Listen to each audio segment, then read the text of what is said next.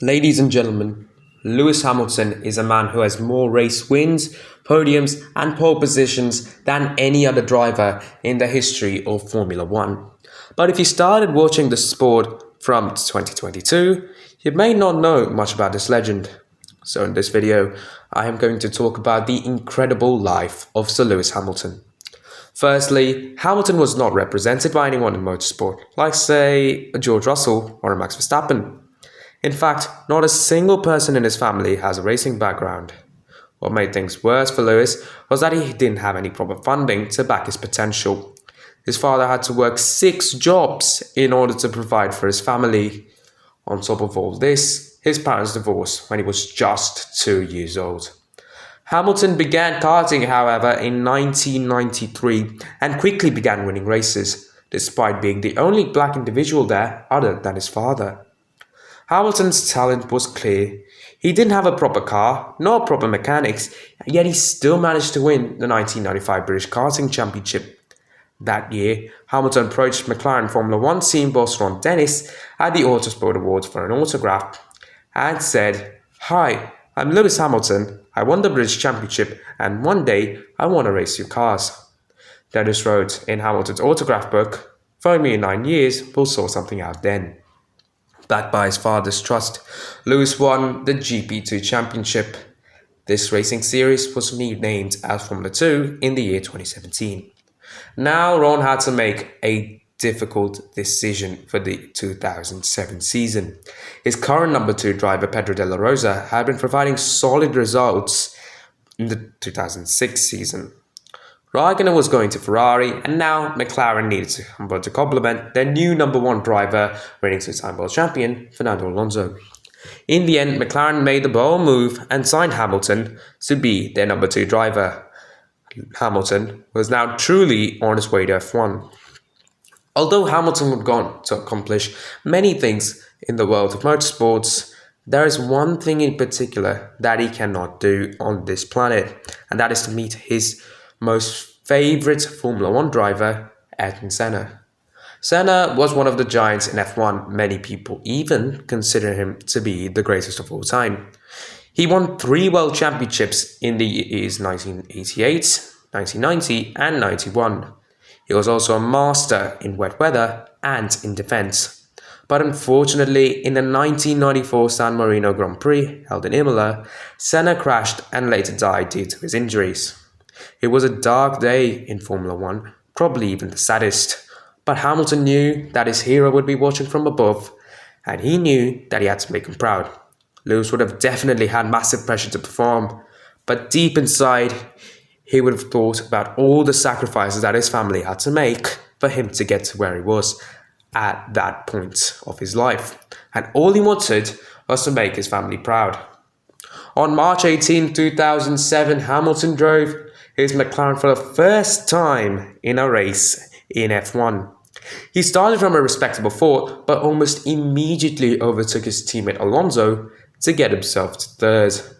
The race was fairly uneventful, yet Lewis actually led 3 laps before having to pit. But it was a dream start to F1 for Lewis, as he came across the line to finish 3rd in his first ever F1 race. By doing so, he became the first ever black driver to finish on the podium in the sport's illustrious history. In that race, he was only behind Raikkonen and Alonso. He was consistently on the podium for the next few races. He got his first pole in Canada by out-qualifying Alonso. He managed to keep his head even throughout the race, even when there were 4 safety cars. In the end, he finally won his first ever race. He was ecstatic and also managed to get 3 more wins that season at Indianapolis, Hungary and Fuji. However, he came short of the championship by just 1 point behind Raikkonen. Now here is the first great character of Lewis. He just lost his rookie F1 season by a point and had to deal with a lot of pressure from the media. But Lewis quickly proved why he was selected by McLaren. He put the past behind him and won the first race of the 2008 season at Albert Park. He went on to put a veterans drive at his home Grand Prix at Silverstone, where he won by a whopping margin of 1 minute and 8 seconds to Nick Heidfeld, He lapped the entire field, apart from the top three, but most struggled. Hamilton showed no signs of weakness after winning in such dominant fashion. He also won the race that every driver dreams of winning, the Monaco Grand Prix, after getting a puncher early on in the race. He also won at Hockenheim and Shanghai before overtaking Timo Glock on the last lap of the last corner of the last race at Interlagos to clinch his maiden F1 title by the same margin by which he lost his first championship, by 1 point. At that time, he became one of the youngest drivers to win the Drivers' Championship. Although his successes were great, Hamilton didn't necessarily continue his form into the next few seasons. He finished 5th in the 2009 and 2011 seasons, and 4th in the 2010 and 2012 seasons. But for the 2013 season, he made a shocking move to the Mercedes Works team. He was questioned heavily by the media, but Niki Lauda, three-time champion and his future mentor, convinced him to join Mercedes. At that point in his career, he had 21 wins from McLaren. By the end of the 2013 season, he had 22 total wins, with only getting one race win that season at Hungary. But instead of moving to a different team by the end of the horrendous season, he decided to stay there and see what Mercedes could offer him for the new generation of the sport. In 2014, Formula One had some rules and regulation changes, the most obvious one being the change of engines. From the 2.4-litre V8 engine, F1 switched to a 1.6-litre turbocharged V6 engine. This generation came to be known as the turbo hybrid era, and there was no team that was dominant as Mercedes in this period. In the 2014 season, the German team won by 296 points to Red Bull. All the skepticism about Hamilton's move to Brackley-based team was quickly going away as he won his second World Championship that very year against his teammate and former karting partner Nico Rosberg. In that season, he won 11 races, which included a brilliant drive from P6 to P1 at Silverstone. Due to the doubling of points for that season, the season finale, Hamilton picked up 50 points by winning the Abu Dhabi Grand Prix and his first championship of many with Mercedes. Hamilton was now a strong figure in the sport and was just one championship away from the number of championships his hero had. But before we get to that, let's talk about Mercedes, the team that seemed to catch the F1 world by surprise. While you may think that Mercedes only started featuring in F1 from 2010, you'd be wrong. In fact, Mercedes were actually part of the 1954 Formula One season.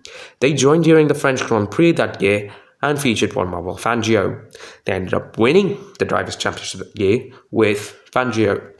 They did the exact same thing in the following season. However, Mercedes decided to pull out of F1 right after their championship victory. Why, you ask? Well, this was because of the fatal crash that took place during the 24 hours of Le Mans. One of their drivers, Pierre Levegh, crashed on the main straight. This incident not only took Pierre's life, but the life of 83 other individuals. Mercedes would only return to the sport about half a century later as an engine manufacturer. Mercedes joined F1 as a fully fledged team in 2010, about 55 years since that accident. Till 2024, Hamilton has only driven for two teams, both of which featured Mercedes engines. However, in 2025, he'll be driving for Ferrari. Now, let's go to the 2015 season. It was once again the battle of the two silver arrows for supremacy. Rosberg had to wait until the fifth round to claim his first victory that year, as Hamilton won 3 out of the first 4 races, with the second race being won by Sebastian Vettel at Malaysia, who just made his move to Ferrari from Red Bull. Rosberg went on to win 5 more races, 3 of which were all part of the last 3 of the season. Vettel was only able to win at Singapore and Hungary after his early success. Although Hamilton lost the last 3 races to Rosberg, his win at the US Grand Prix was enough to gift him a second or World Championship with Mercedes and a third overall. He won the championship by a margin of 59 points that season. No doubling of points for the last race. This was just how it ended.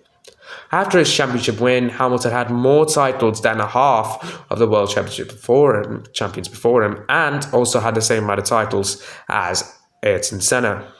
In the 2016 season, however, things would be slightly different. This season, it was Rosberg who won the championship. By doing so, he became the second Formula One driver to win a title after his father had done so in the year 1982 against Elio De Angelis. Funnily enough, Keke Rosberg was racing for Finland while his son opted to race under the German flag. This also made Rosberg the third German driver to win a championship after Schumacher and Vettel. Hamilton lost the championship by a slender margin of 5 points. Many people believe that his engine failure during the Malaysian Grand Prix resulted in this result. Lewis and Nico were aggressive to each other on track. This was evident in two races that year. First, the Spanish Grand Prix held at Catalonia, where the two teammates had a collision at the very start of the race, which resulted in both of them crashing out. The other incident was at the Austrian Grand Prix, where Hamilton and Rosberg fought hard on the last lap. The fighting inevitably caused a collision, which made Rosberg drop out of the podium positions. Rosberg won the first 4 races of the season, while Hamilton won the last 4 races of the season. This also proved the ironic nature of this rivalry. For the 2017 season, Hamilton not only had a change rival in the form of Sebastian Vettel, but also a new teammate. With only 77 days to go till the start of the season, Nico Rosberg dropped a bombshell with Mercedes by announcing his retirement. This made Mercedes choose Williams driver Valtteri Bottas to be his replacement. Hamilton later described Bottas as the best teammate I have ever had. Bottas took his first win at the Russian Grand Prix by beating Vettel to the line. Hamilton broke the record for most pole positions by beating Schumacher's total of 68 on a rainy day at Monza. The perfect way to do it, if you'd ask me. He won a total of 9 races that year, which was his lowest win count with Mercedes since his inaugural year with the team at 2013. He managed to win his 4th consecutive British Grand Prix and became the 3rd driver to win 5 British GPs in the history of F1. He was actually never in complete control of the championship until the Singapore Grand Prix. Vettel crashed out on the opening lap, along with Alonso, Verstappen and Raikkonen. Lewis qualified 5th for that race and managed to lead most of the 58 laps to come home in 1st. In the end, his 9th place finish in Mexico was enough to give him his 4th title. He'd formerly raced with Vettel during his junior days, and both have known each other for a considerable amount of time before F1. The first time they had a proper fight was in Brazil back in 2008. He overtook Hamilton in the last 3 laps of the race to put Massa in a position to win his maiden championship. But as I mentioned earlier, Lewis overtook Locke on the final lap to win the championship in that very year. Their first championship fight was back in 2010, where Seb took his and Red Bull's first ever championship in both the drivers and the constructors. But in 2017, it was Hamilton who prevailed by 46 points. He also led Mercedes to their 4th consecutive Constructors' Championship. Now, the year was 2018. Hamilton had raced in F1 for about 11 years at that time. Vettel had joined F1 back in 2006 for BMW Sauber. He then raced for Toro Rosso before joining Red Bull. Since he didn't win a single race with Red Bull in 2014, he decided to move to Ferrari for the 2015 season. He would go on to stay with the Italian team until 2020, after which he decided to join the newly named Aston Martin. He retired in 2022. Meanwhile, Hamilton has only raced for McLaren and Mercedes until now. As I mentioned earlier, in 2025, he would depart with the Silver Arrows to be a part of Ferrari. Soon, he will be united with his mentor, Niki Lauda. As might I remind you, Lauda won 2 of his 3 championships with Ferrari. Lauda was one of the best drivers in his time. He was the first driver to complete a full lap of the Nürburgring Nordschleife in under 7 minutes. Today, the record is held by the Mercedes AMG 1, which was able to produce first sub 6 minute 30-second lap around the Green Hill. Coming back to the 2018 season, Hamilton didn't win in the first three races. He took his first win that year at Azerbaijan. That too because of his teammate's puncture in the last few laps. It clearly wasn't the best way to start his season by any means, but the manner in which he recovered during some of his toughest moments that season really brought out his attitude towards not only racing, but life as well. After that race at Baku, he won the Spanish and the French Grand Prix before somehow finishing second after spinning out on the opening lap at Silverstone. But his greatest comeback that season came at the very next race at Germany. Due to a hydraulic failure during the Q2 session in qualifying, he was forced to start the race from 14th. It was one of the most difficult things Hamilton had to go through because Vettel was also on pole for the race. But from the moment the race started, he was locked in. He started the race on soft tyres. By the time he had to pit, he was already up in fifth. He put on ultra soft tyres for his next stint. It seemed like he would be able to get a podium, but out of nowhere, Vettel crashed out on lap 52, just 15 laps away from the checkered flag. This meant that Hamilton was in contention for the win. He took the lead when Raikkonen came into the pit to change for ultra softs. From then on, he had his teammate to thank for not allowing Raikkonen through. He won the race by a margin of about 5 seconds to Bottas, who made it a Mercedes 1-2. Hamilton then won at Hungary before losing at Belgium to Seb Vettel. But he more than made up for it by winning the next 4 races in a row. He managed to produce a majestic lap around Marina Bay as he took pole under the lights at Singapore. Now you may be confused on why I want to highlight a qualifying lap in this portion of the video, but the lap is definitely worth mentioning. It was nearly knocked out in Q1. He lacked the pace required to contend in the second part of qualifying, but he lit up the timing screens with a 1 minute 36.05 lap, which was a lot faster than what Mercedes anticipated heading into the qualifying session. He ended up using this advantage to win the race, and it was his second win out of the 4 wins that he got on the trot that helped him to win the title. He finished 4th in the Mexican Grand Prix and won his 5th Formula 1 title. He was tied with Juan Manuel Fangio and only had Schumacher ahead of him. He also won the Brazilian Grand Prix, which gave Mercedes a 5th consecutive Constructors' Championship. After the season finale at Abu Dhabi, Hamilton became the only driver to cross 400 points that season. While Vettel was only able to score 320 points, Hamilton scored a whopping 408 points to finish that season, 88 points clear of his rival. Hamilton was making a big impact on the track. Might I remind you that only 2 drivers had 5 or more world championships in F1 history. But Hamilton was inspiring people all over the world with his performances on track, but more importantly, off track. Currently, as of 2024, he's part-time owner of the Denver Broncos, an NFL team that won the Super Bowl back in 2015. He's a brand ambassador of Tommy Hilfiger, has been invited to the Met Gala multiple times.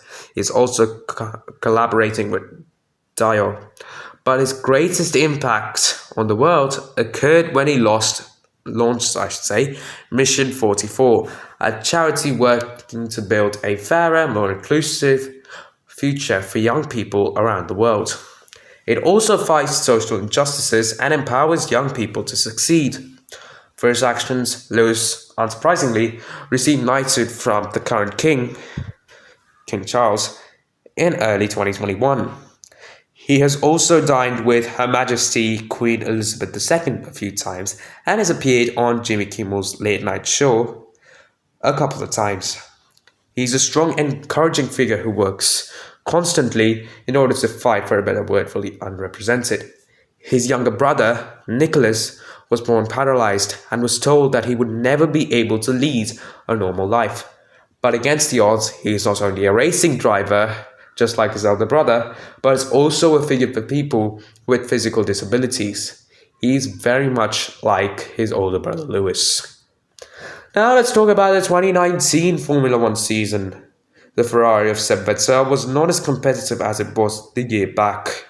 Seb took one race win at Singapore, while rising star and teammate Charles Leclerc took two victories, one in Belgium to honour his late friend Antoine Hubert, and the other in Monza in front of the Tifosi.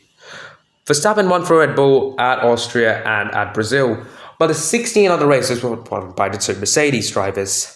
Hamilton became the winner of the 1000th Grand Prix in F1 history at China, while Bottas was able to redeem himself by winning at Azerbaijan. Hamilton's greatest victory that season was undoubtedly at the Monaco Grand Prix.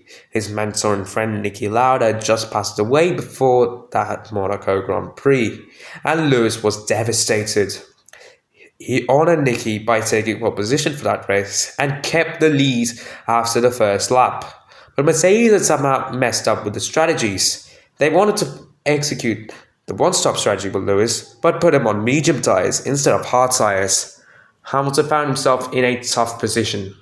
He had to defend from Max Verstappen, who was one of the most aggressive drivers on the grid at that time. Max tried to overtake Lewis on every opportunity that he got, but he didn't get too many.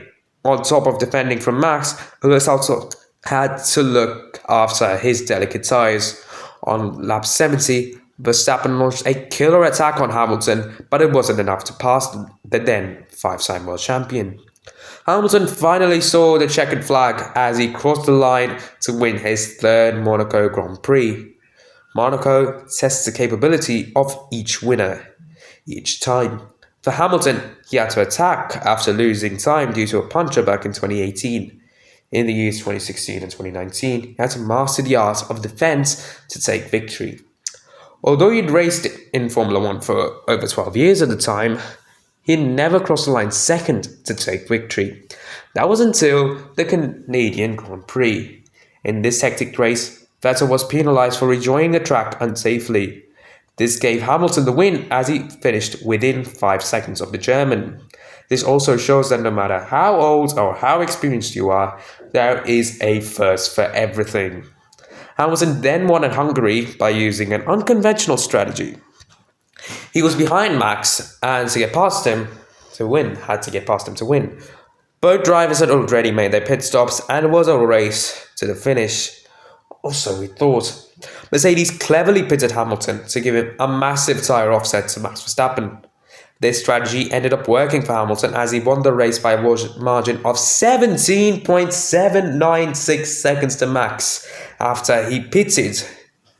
He then won at Russia and Mexico before finishing second in the US Grand Prix to seal his 6th World Championship.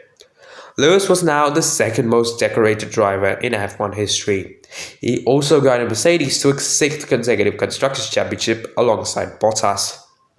The next season, he had the opportunity to break multiple records, like the record for the most amount of wins, podiums, and equalize the record for the most number of world championships. Unless you were born in 2022, you would have lived through all the calamities faced by the world in the years 2020 and 2021. We lost Kobe Bryant in a helicopter crash.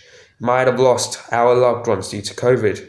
Even Hamilton faced a huge loss in his personal life as one of his dogs, who he lovingly calls Coco, passed away. This was one of the worst moments for Hamilton during the pandemic. He also had to fight for the rights of the black people who were being mistreated. So in order to show his support, before each race he would show off his Black Lives Matter shirts while standing for the national anthem. The FIA warned him not to show this shirt, but he resisted. He wanted to do his part in order to stop racism. As I mentioned earlier, Hamilton started Mission 44 in the year 2021 to give opportunities to black children. But the toughest moment for Hamilton that season was when he tested positive for COVID himself. He had already won his 7th, yes, I'll say it again, 7th World Championship by then. But that would certainly not matter if the man himself is unable to finish the season. Thankfully for him, he recovered and finished on the podium on his return in Abu Dhabi. Let's have a detailed look at the 2020 season. Firstly, the start of 2020 was delayed due to the coronavirus outbreak. But when we got going, it was Bottas who won the first race once more at Austria. But the very next weekend at the same venue, Hamilton put up a qualifying lap that was almost like Senna's pole lap around Monaco in 1988. It was a wet qualifying session and Hamilton was in contention for pole. He was head and shoulders above the chasing pack and managed to get pole by over a second to Verstappen. He used that pole to claim his 85th win in F1. He then won at Hungary and gave us a spine-tingling moment that we will remember for the rest of our lives at Silverstone. If you've not watched the race highlights, then I would take this time to recommend the race highlights. It was such a dramatic finish, you have to watch it. Hamilton had tweeted later on, it was so dramatic that he tweeted later on that he had a really heart attack when it was happening. What was happening, you ask? Well, Hamilton lost most of the laps at Silverstone, but he got an unexpected puncture just as he was heading towards Brooklands while on the Wellington Straight. He had to finish the race with just 3 tyres, but luckily for him, Verstappen had just pitted a lap prior and was 32 seconds behind. Verstappen tried his best to close the gap as much as he could, but in the end fell short by just 5.856 seconds. It was truly one of the most dramatic moments in one of the most dramatic seasons. As fate would have it, however, Verstappen won the 70th anniversary Grand Prix, which was also held at Silverstone, which also happened to be the very next race. The next race was the circuit, the Barcelona-Catalunya. Here Hamilton took his, I presume, 88th win and broke the record for most podium finishes by any driver in F1 history. He then went on to win at Belgium. He dedicated this win to Chadwick Boseman, who played the role of T'Challa in the MCU. He died of cancer and Lewis was quick to pay tribute to Chad by even dedicating his pole position to him. Hamilton reached his 90th win by claiming victory at Tuscany. He was just one short now of Michael Schumacher's record of 91 wins. He was not able to equalize this record at Russia, although he did take pole position. But he did, however, tie up with Schumacher at the Eiffel Grand Prix. This was one of the most historic moments in F1. Michael's record of 91 wins was thought to be unsurpassable. But a certain Lewis Hamilton somehow, against the odds, won his 92nd Grand Prix in Portugal. He was at that point the most successful driver in Formula One history in terms of race wins. In the next race, similar, the track that took the life of Senna, Hamilton won and helped Mercedes to a record-breaking 7th Constructors' Championship. He had now had the opportunity to clinch his 7th championship at that very next race, Turkey. Turkey was a very pivotal race in the then 70-year history of F1. It was a race where Hamilton had won his 7th title. He had to start the race from 6th and worked his way up to 3rd before going back down to 6th after sliding all over the track. He was able to tick off the Red Bulls after both the drivers spun in slippery conditions. He overtook Vettel and Stroll by using the one-stop strategy and overtook Perez on track. He used his intermediate tyres as slicks once the track started to ease, and because of this, he didn't have to pit again. He went on his merry way and won the race and another championship. By winning this race, he actually broke another record, the record for most wins by a single constructor. It almost seemed like Hamilton was breaking records for fun. Hamilton's last win that season came at the Bahrain Grand Prix, which was the race where Raymond Grosjean had his dance with death. He crashed into the arm code barrier at 140 miles per hour. This made the fuel cell, which was full of 110 kilograms of fuel, rupture and cause a fiery furnace. Unbelievably, Grosjean walks out of the fire without any major injuries and with just minor burns to his hands. He's currently racing in IndyCar. This, I think, is one of the greatest comebacks in motorsport history. Hamilton ended up winning that race, but he felt uneasy. His head was starting to hurt, and he was unwell. The next day, Hamilton took a COVID test, and it turned out to be positive. Due to this unsettling reason, Hamilton had to hand over his car to George Russell, an F1 prodigy who drove for Williams.